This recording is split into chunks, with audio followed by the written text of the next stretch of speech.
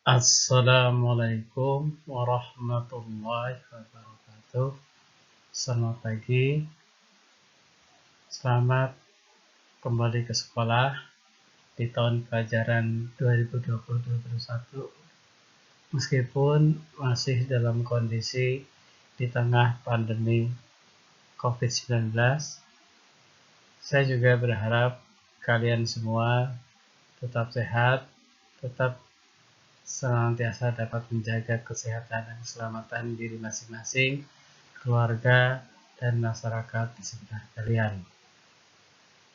Saya juga mengucapkan selamat atas naiknya kalian ke kelas 12, yang mana di kelas 12 ini menjadi bagian akhir dari tugas kalian belajar di sekolah menengah atas.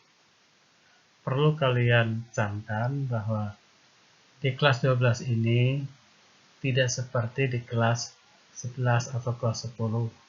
Di kelas 12 ini waktu belajar kita sempit sekali, kurang lebih 9 bulan.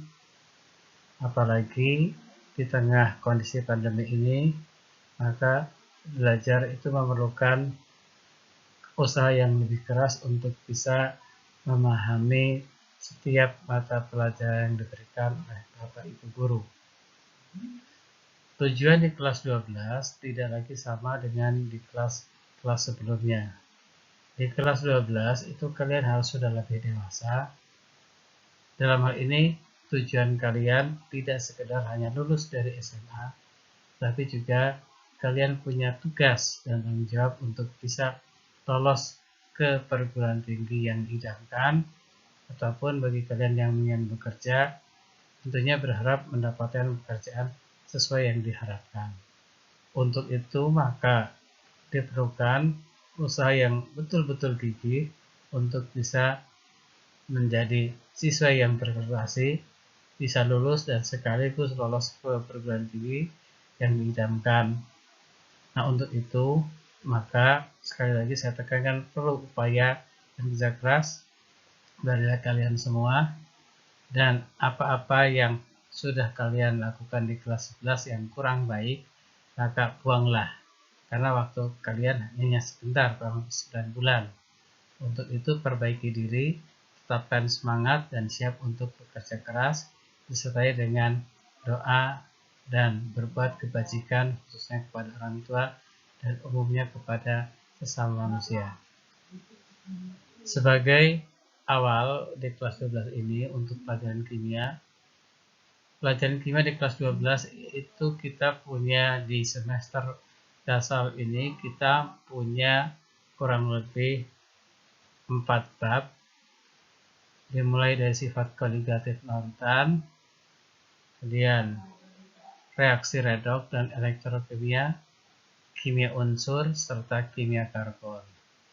Nah, kalau dalam kondisi normal kita bisa selesaikan sampai bulan November untuk keempat bab itu, tetapi di kondisi pandemi seperti ini, maka mungkin kita agak lebih sulit untuk bisa menyelesaikan. Namun sekali lagi, itu bisa kita selesaikan jika kita ada kerjasama antara guru dan siswa. Oleh sebab itu, maka saya mengharapkan kerjasama dari kalian semua untuk bisa menyelesaikan pelajaran ini. Dan ini demi kalian juga, karena nanti di ketika kita masuk perguruan tinggi atau tes mengikuti perguruan tinggi, maka materi-materi ini tetap akan ada di dalam soal. Nah, untuk itu, mari kita mulai pertemuan ini untuk mengefisienkan waktu. Bab pertama kita adalah sifat koligatif larutan. Sebagai gambaran, sifat koligatif larutan itu sudah kita jumpai dalam kehidupan sehari-hari. Misalkan, di situ ada gambar obat tetes mata. Itu menerapkan salah satu dari sifat koligatif larutan. Dan ada gambar truk pembersih salju. Itu juga menerapkan salah satu dari sifat koligatif larutan. Jadi apa tuh sifat koligatif larutan? Nah, itu nanti kita akan bahas di bagian-bagian selanjutnya. Namun untuk pertemuan pertama ini kita akan membicarakan tentang yang namanya konsentrasi larutan. Nah, sebelum kita ke konsentrasi larutan, ini bisa kalian perhatikan tentang yang namanya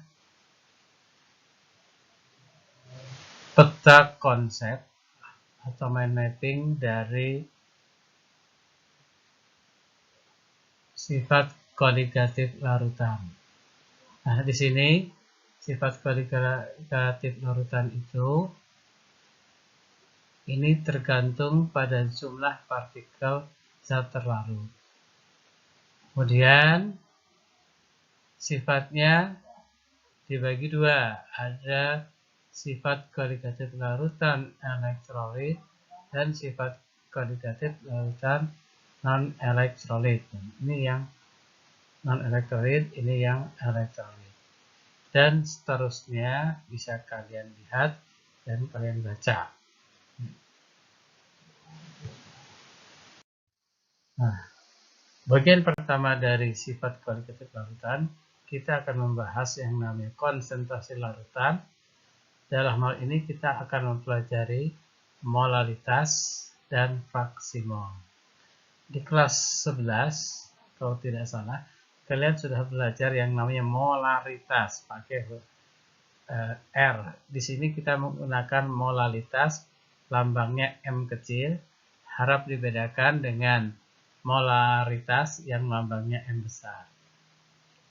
Jika kita kembali ke molaritas, molaritas itu menyatakan jumlah zat terlarut atau mol zat terlarut untuk 1 liter larutan. Itu kalau molaritas. Jadi misalkan jika kita akan membuat gula 1 molar, maka kita akan memasukkan 1 mol gula, kemudian ditambahkan air, sampai volume larutan, artinya campuran gula dan airnya sebanyak 1 liter. Bukan gulanya 1 mol ditambah air 1 liter, bukan. Tetapi sekali lagi, itu adalah 1 mol gula ditambahkan air sampai volumenya tepat 1 liter. Sehingga air yang ditambahkan mungkin kurang dari 1 liter. Nah, itu kalau molaritas. Sementara untuk molalitas, itu menyatakan jumlah mol zat terlarut dalam 1 kilogram pelarut. Nah, 1 kilogram pelarut itu kurang lebih 1000 gram. Nah, jika itu dirumuskan, maka yang namanya molalitas ini adalah mol, ini mol. Nah, ini adalah mol zat terlarut ini per kilogram pelarut. Nah, ini N adalah jumlah mol. Sekali lagi, yang namanya molalitas adalah mol zat terlarut dibagi dengan kilogram pelarut. Nah, jika kita hubungkan dengan MR, maka yang namanya molalitas itu adalah gram per mR kali 1000 per P. P di sini adalah massa pelarut dalam satuan gram. Saya ulang lagi, yang namanya molalitas adalah gram per mR kali 1000 per P. P-nya ini dalam satuan gram. Kalau satuannya bukan gram, ya kita bisa rubah ke dalam gram, maka kita bisa menggunakan rumus ini.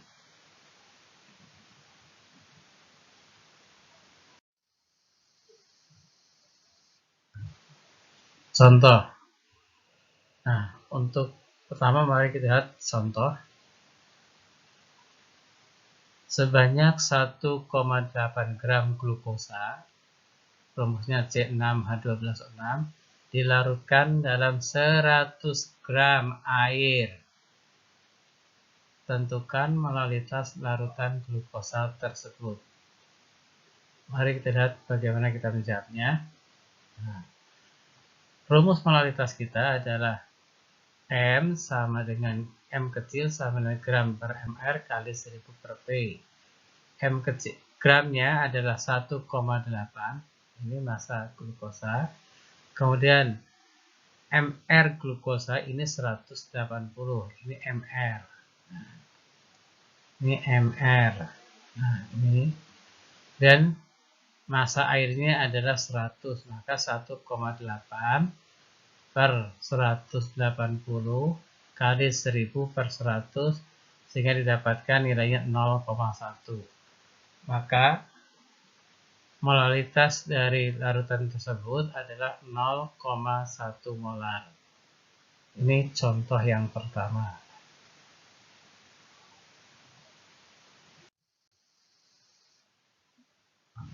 Selanjutnya kita lihat contoh yang kedua. Tentukan banyaknya, dalam hal ini gram, NaOH yang harus dilarutkan ke dalam 1 liter air dengan rho air atau massa jenis air adalah 1 gram per mili. Agar diperoleh NaOH dengan konsentrasi 0,25 molar. Perlu diperhatikan, ini bisa dilihat, ini adalah volume, bukan massa. Sehingga volume ini harus kita jadikan massa. Bagaimana menjadikan volume jadi massa? Dengan menghubungkannya dengan massa jenis atau rho, yang ini rho. Nah, rho itu adalah massa dibagi volume. Sehingga dari persamaan tadi, massa dibagi volume, kita mendapatkan bahwa yang namanya massa adalah volume kali rho. Nah, untuk air, rho-nya adalah 1 gram per mili.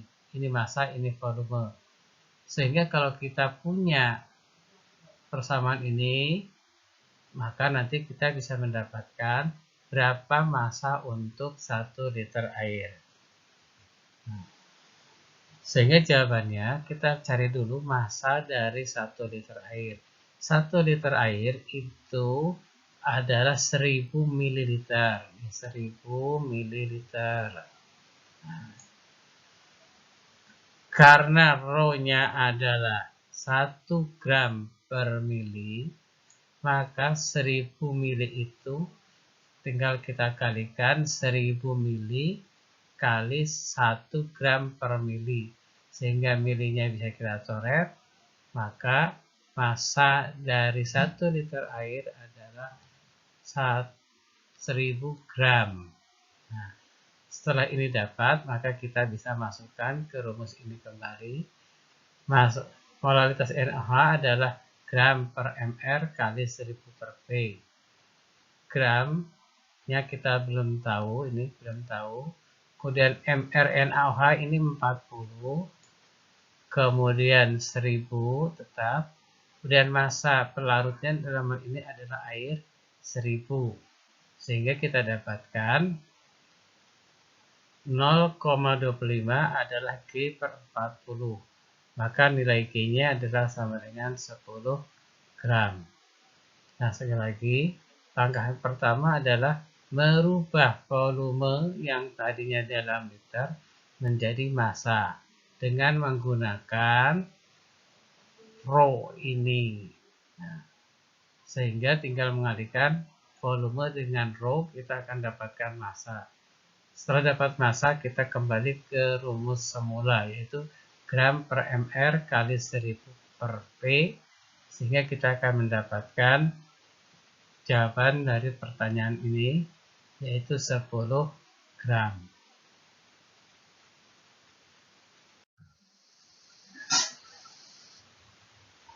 Dan contoh yang ketiga, tentukan berapa mili volume air yang diperlukan untuk melarutkan 4,9 gram H2S4 yang konsentrasinya 0,25 molar.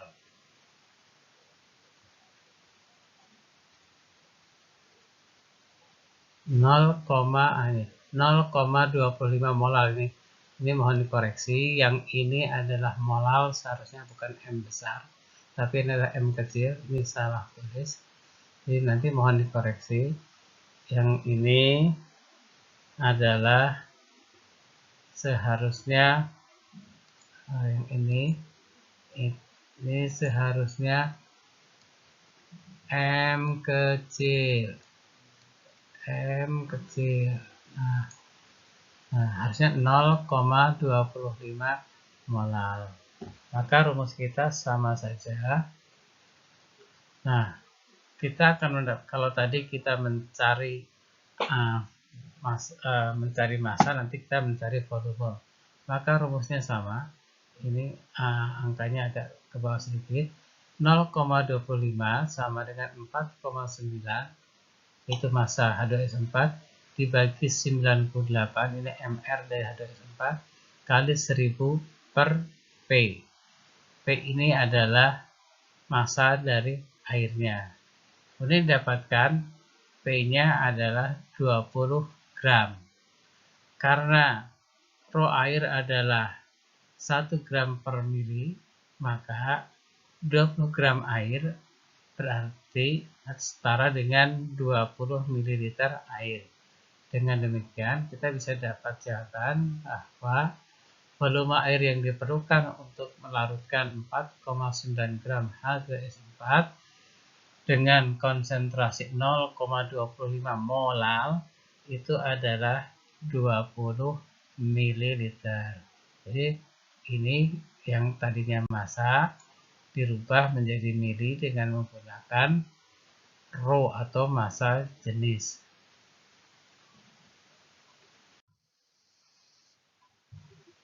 Dan kita lihat contoh yang ketiga. Contoh yang ketiga ini agak perluasan.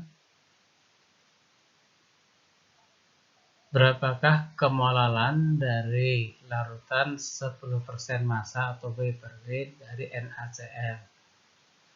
W per V itu ada persen massa atau persen berat. Mari kita lihat penyelesaiannya. Nah, larutan 10% berat artinya kalau kita bisa memisalkan massa larutan 100 gram, maka massa zat terlarutnya 10% dari massa larutan, yaitu 10 gram. Sehingga 10% ini adalah 10 gram NaCl, jadi zat terlarutnya NaCl, kemudian massa larutannya ada 100 gram. Nah, paling mudah adalah memisalkan dengan 100. Sekali lagi, 10% ini artinya 10 dalam 100. Nah, dengan demikian, massa NaCl-nya adalah 10 gram, dan massa air atau pelarutnya adalah 100 gram dikurangi 10 gram sama dengan 90 gram. Sehingga molaritasnya adalah massa atau gram per mr kali 1000 per P juga. Kita dapatkan ini massa NaCl-nya 10, kemudian mr-nya 58,5, kemudian kalikan 1000 dibagi massa pelarutnya dalam ini air ada 90. Jika dihitung akan didapatkan 1,9 molal. Nah, dari 3 contoh tadi, saya harap kalian bisa memahaminya. Kalian bisa putar ulang video ini. Jika kurang jelas, kalian bisa menanyakan lewat fasilitas chat yang ada di Badu Media Didik. Kita lanjutkan dengan bagian berikutnya. Fraksi mol. Fraksi mol itu menyatakan perbandingan mol suatu zat dengan jumlah mol campuran. Saya beri contoh, kalau di kelas itu ada siswa putra dan ada siswa putri. Fraksi itu adalah bagian. Kalau saya tanya, berapa bagian siswa putra di kelas 12 IPA 1 misalkan, maka kita akan menjawabnya adalah jumlah siswa putra dibagi jumlah siswa putra dan putri. Demikian juga sebaliknya, jika kita ingin mengetahui berapa bagian jumlah siswa putri di kelas 12 IPA 1, maka kita bisa menghitungnya adalah jumlah siswa putri dibagi jumlah siswa keseluruhan di kelas 12 IPA 1 tersebut. Nah, fraksi mol itu menyatakan bagian dari mol atau perbandingan mol. Contoh, A mol zat P dicampurkan dengan B mol zat Q. Maka di sini kita punya dua zat, yaitu zat P dan zat Q, yang jumlahnya untuk zat P adalah A dan untuk zat Q jumlahnya B. Maka fraksi mol dari zat P diberi lambang XP ini XP, adalah jumlah mol zat P yaitu A ditambah dengan jumlah mol P dan Q yaitu A plus B. Sehingga fraksi mol zat P adalah A dibagi A plus B. Sedangkan untuk fraksi mol zat Q atau XQ, maka caranya sama, yaitu XQ sama dengan B dibagi A plus B. Jadi B dibagi A plus B. Karena XP dan XQ itu mesti lebih kecil dari 1, maka nilai dari XP ditambah XQ itu nilainya 1. Dengan demikian, jika salah satu fraksi mol itu bisa kita ketahui, maka yang lain bisa kita dapatkan karena nilainya mesti terhubung dengan XP tambah XQ sama dengan 1. Jika XP diketahui, maka XQ-nya adalah 1 dikurangi oleh XP.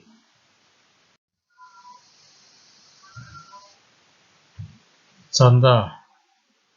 Berikut adalah contoh bagaimana kita menentukan fraksi mol. Larutan glukosa dibuat dengan melarutkan 18 gram glukosa yang MR-nya 180 ke dalam 250 gram air. Hitung fraksi mol glukosa. Nah, fraksi mol glukosa itu adalah mol glukosa dibagi jumlah mol glukosa dan jumlah mol air.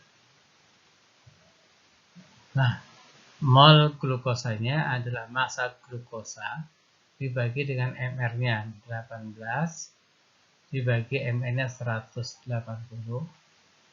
Kemudian di sini mol glukosanya sama 18/180. Kemudian mol airnya adalah massa air yaitu 250 gram dibagi MR air 18. Sehingga 250 dibagi 18. Ini kita dapatkan 0,1 dibagi 0,1 ditambah 13,9. Nilainya 0,01. Perlu diperhatikan bahwa untuk fraksi mol tidak menggunakan satuan. Sehingga ini fraksi mol ditulis sebagai 0,01.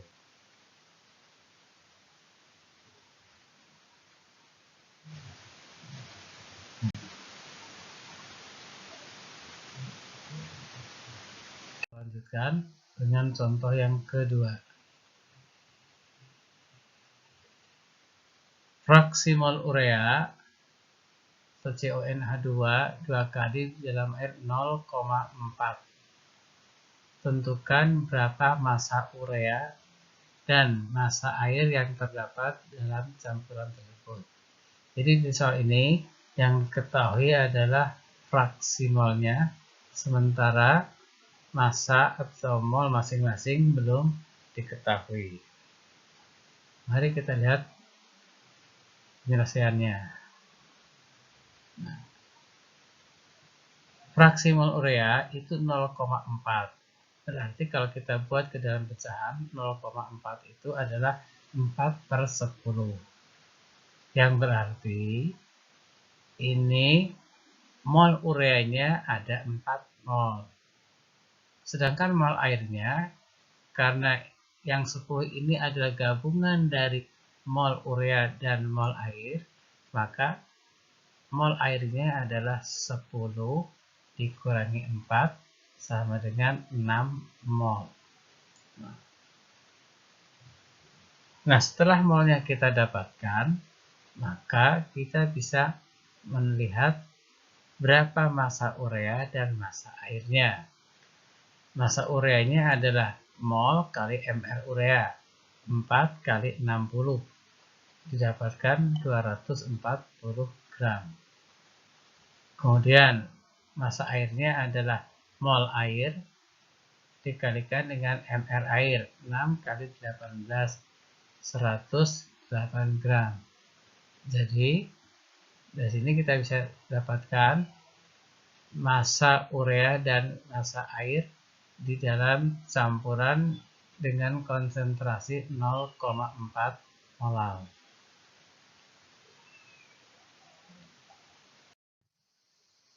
Kita lanjut soal yang ketiga. Berapa fraksi mol dan persen mol setiap komponen dari campuran 0,2 mol O2 dan 0,5 mol N2? Nah, yang ditanya ada fraksi mol dan persen mol. Kita lihat cara menjawabnya. Yang pertama kita cari dulu fraksi mol O2. Tentu saja jumlah mol O2 dibagi dengan jumlah mol O2 dan N2. 0,2 untuk O2. Kemudian di sini jumlah total molnya adalah 0,2 ditambah 0,5, berarti 0,2 per 0,7, 0,29. Hal yang sama kita lakukan untuk menentukan fraksi mol untuk N2. Fraksi mol N2 dibagi dengan mol semuanya, mol O2 plus mol N2. 0,5 dibagi 0,2 plus 0,5. Kita dapatkan 0,5 dibagi 0,7 didapatkan 0,1. Jadi ini fraksi mol untuk O2 dan N2. Selain dengan cara ini, untuk mencari mol N2 juga kita bisa menggunakan cara seperti ini. Karena fraksi mol O2 sudah diketahui, maka fraksi mol N2 bisa kita cari lewat 1 dikurangi fraksi mol O2. 1 dikurangi fraksi mol O2. Didapatkan 1 dikurangi 0,29 dan banyak 0,71.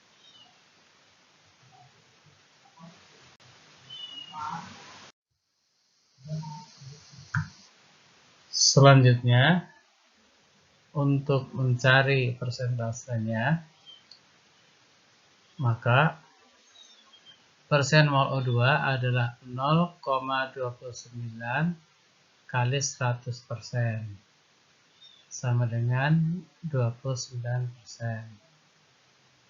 Sedangkan untuk N2 0,71 kali 100% sama dengan 71%. Yang ini sebetulnya adalah 0,29 dibagi jumlah mol seluruhnya. Mol seluruhnya itu adalah 0,29 ditambah 0,71 kan nilainya 1. Sehingga 0,29 per 1 kali 100% menghasilkan 29%. Demikian juga halnya untuk persentase N2 0,71 per 1 kali 100% didapatkan 71%.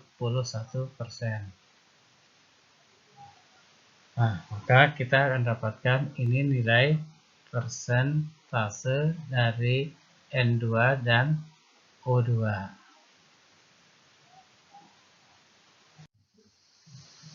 Nah, demikian tadi pelajaran pertama kita di bagian sifat kualitatif larutan bagian pertama membahas tentang kemolalan dan fraksi mol. Nah, kemolalan dan fraksi mol nanti di pertemuan selanjutnya itu akan digunakan untuk menentukan atau menghitung sifat-sifat kualitatif larutan. Sehingga saya berharap kalian bisa menguasai materi tadi, kemolalan dan fraksi mol, agar pembelajaran kita di pertemuan yang akan datang itu akan berjalan lancar. Kemudian untuk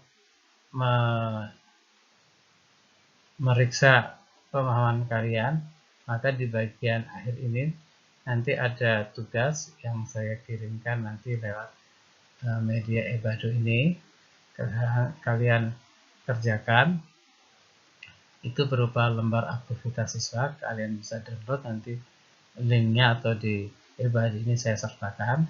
Kemudian hasil pekerjaan kalian itu bisa ditulis pakai komputer, kemudian diupload atau diunggah lewat Ebado ini, ataupun juga nanti boleh difoto dan fotonya diupload untuk bisa diterima, dan jangan lupa diberi nama, kelas, dan nomor absennya.